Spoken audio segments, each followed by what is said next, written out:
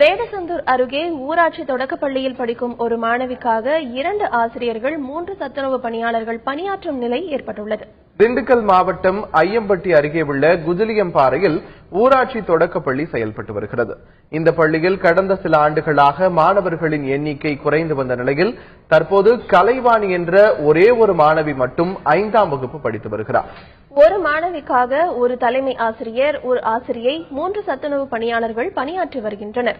ஒரு மாணவிக்காக சத்துணவு சமைக்க முடியாது என்பதால் அருகிலுள்ள மால்நாயக்கனூர் தொடக்கப்பள்ளியில் இருந்து சத்துணவு கொண்டு வரப்படுகிறது. இதனால் மாணவி கலைவாணி மற்றும் ஆசிரியர்கள் சத்துணவு பணியாளர்களை வேறு ஒரு பள்ளிக்கு மாற்றம் செய்ய வேண்டும் என்ற கோரிக்கை எழுந்துள்ளது.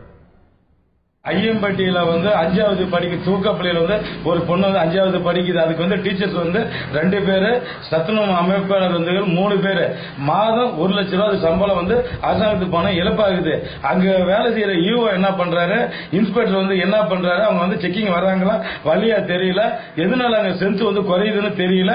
அவங்க கேன்வஸ் அரசாங்க டீச்சர் ஏரியாக்குள்ள போய் கேன்வஸ் பண்ணி இங்க பள்ளிக்கூடத்தில் சேருங்க அப்படின்னு அவங்க கேன்வஸ் பண்றதில்ல. இது மாதிரி வேடசந்தூர் தொகுதியில் பல அரசாங்க ஸ்கூல்ல ஸ்ட்ரென்த் அதிகமா இருக்கிற இடத்துல டீச்சர்ஸ் கம்மியா இருக்கிறாங்க. ஸ்ட்ரென்த் குறைவா இருக்கிற இடத்துல டீச்சர்ஸ் அதிகமா இருக்கிறாங்க. இந்த தவறுகள் ரொம்ப நீடிச்சுக்கிட்டே இருக்குது. ஐயம்பட்டியில் வசித்து வந்தவர்கள் வேலை தேடி வெளியூருக்கு சென்று விட்டதும், கிராமத்தில் குழந்தைகளே இல்லாததும் பள்ளியில் மாணவர்கள் எண்ணிக்கை குறைந்ததற்கு காரணமாக கூறப்படுகிறது.